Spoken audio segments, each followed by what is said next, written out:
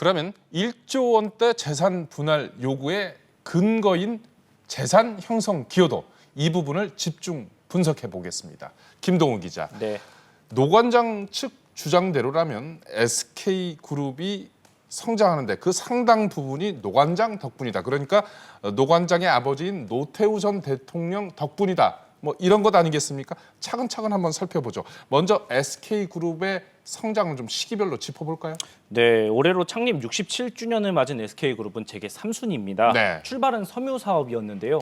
1973년 창립주 최정권 회장이 타계하면서 경영권을 물려받은 고 최정현 선대 회장이 사업을 확장했는데 그룹이 급성장한 계기는 1980년대 삼성을 제치고 대한석유공사, 유공을 인수한 것과 1994년 한국이동통신을 인수하며 이동통신 사업까지 진출하고 마지막으로 하이닉스를 인수한 겁니다. 네. 이 가운데 유공과 한국이동통신 인수 과정이 이번 재판의 최대 쟁점이 될 것으로 보입니다. 오수영 기자. 네. 그러면 구체적으로 유공 인수 과정부터 하나하나 좀 짚어볼까요? 먼저 유공은 어떤 회사였는지 이 부분부터 설명해 주시죠. 네, 유공은 당시 선경그룹이 국내 최대 국영에너지 기업이었던 대한석유공사를 인수한 뒤에 붙였던 새로운 이름입니다. 네.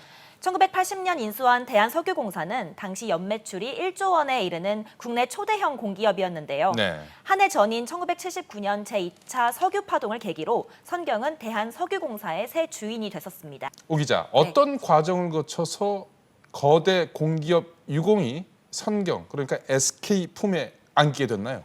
네, 지분과 경영권을 갖고 있던 미국의 걸프사가 원유 공급 난에 빠지자 갖고 있던 50%의 지분 전체를 팔고 철수하면서 정부가 민영화를 추진했습니다. 네. 정부는 인수 주체의 최우선 역량으로 자금 확보 능력과 원유 공급 능력을 꼽았는데요. 네.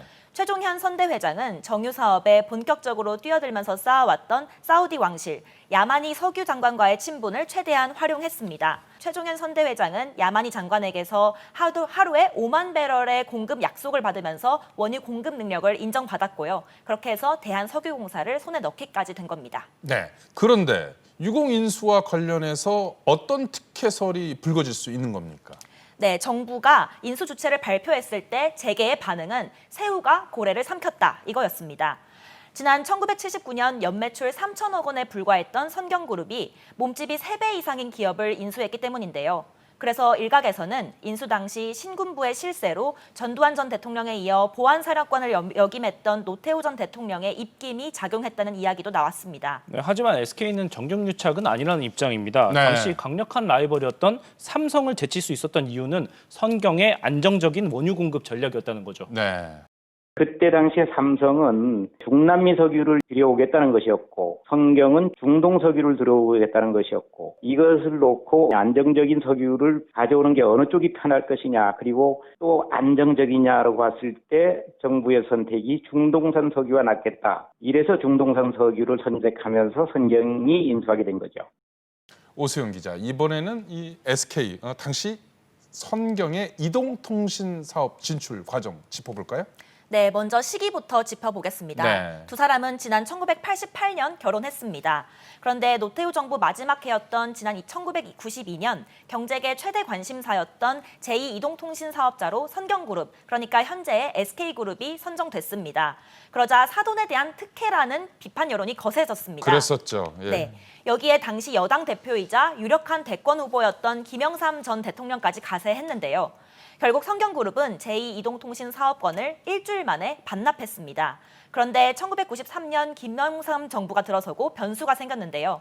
그해 12월 최 신부는 미뤄뒀던 제2이동통신 사업자 선정과 함께 당시 제1이동통신인 한국이동통신의 민영화를 동시에 추진하겠다는 계획을 발표했습니다. 오 기자, 그러면 당시 선경은 이동통신 사업권을 일단 반납했다가 김영삼 정부에서 다시 이동통신사 선정 사업에 뛰어든 건가요? 과정이 복잡했는데요. 네. 당시 정부는 제2이동통신 사업자 선정 권한을 전국경제인연합회 전경련에 위임했습니다. 네. 공교롭게도 당시 전경련 회장은 고 최종현 SK그룹 회장이었습니다. 최 회장은 특혜 논란을 우려해서 제2이동통신 사업권 참여를 포기했습니다. 네, 오 기자, 그러면 사업권을 반납했다가 다시 사업권 참여를 포기하고 그러면 선경이 어떻게 이동통신 사업에 진출하게 된 겁니까? 네, 고 최종현 선대회장은 사업권 참여 대신 민영화되는 한국이동통신 주식 공개 입찰 경쟁에 뛰어들었습니다. 제2이동통신 사업 참여보다 한국이동통신 인수가 자금도 더 필요하고 리스크도 더 클 거라는 일각의 지적도 있었지만 고 최종현 회장은 이 방법을 선택한 겁니다. 당시 한국이동통신의 주가는 민영화 발표 당시인 지난 1993년 11월 8만 원 수준이었습니다. 네. 선경그룹은 1994년 1월 24일과 25일에 실시된 공개경쟁 입찰에서 주식 총액 4,271억 원에 인수해 수건이었던 정보통신 사업에 진출하게 됐습니다. 한국이동통신의 주식 23%를 공개 입찰 발표 당시보다 4배가량 비싸게 주당 33만 5천 원에 사들이는 승부수를 띄운 겁니다. 네, 오 기자 설명을 들으니까 노관장 쪽에서 유리하게 재판을 진행하기 위해서는 새로운 증거나 구체적인 정황 이런 것들을 제시해야 될 것 같은데요. 공개한 것이 있나요? 아직까지 노관장 쪽에서 구체적인 증거나 정황을 공개한 건 없습니다. 노관장의 소송 전략은 아버지가 SK의 자산 증식에 기여했다는 점을 입증하는 것으로 알려져 있습니다. 그런 만큼 구체적인 증거나 정황을 확보했다 할지라도 전략적으로 미리 공개하지 않고 재판 일정에 따라 제시할 가능성도 있습니다. 네. 노관장 측 법률 대리인을 직접 만나서 재산 형성 과정에서 기여도를 어떻게 증명할 것인지 물어봤는데요. 네. 그런 것을 지금 말씀드리기에는 좀 빠른 것 같다 이렇게 답변을 했습니다. 네. 아직 재판이 시작 단계이기 때문에 공개해봤자 상대방에게 반론할 수 있는 근거를 마련할 시간만 줄 수 있다는 판단이 깔려 있는 걸로 보이는데요. 네. 앞으로 진행될 변론 과정에서 구체적인 증거나 증인이 나올 경우에는 재판뿐만 아니라 당시 오공 정권에 대한 평가 또 위법 행위 등에 대한 상당한 파장이 예상됩니다. 오 기자, 그런데 만약에 노관장 측 주장에 구체적인 근거가 제시된다고 하더라도 이게 자칫하면 정경유착 상황을 공개하는 꼴이 될 수도 있을 것 같아요. 이런 상황이 벌어질 가능성은 없나요? 있습니다. 노태우 전 대통령은 지난 2011년 내놓은 회고록에서 유공 등에 대한 특혜서를 부인한 바 있습니다. 하지만 노 관장은 그 재판에서 이기려면 부친과 다른 주장을 펴야 하는 상황인데요. 또 그 입증을 위해서 자료도 수집해야 하는 상황입니다.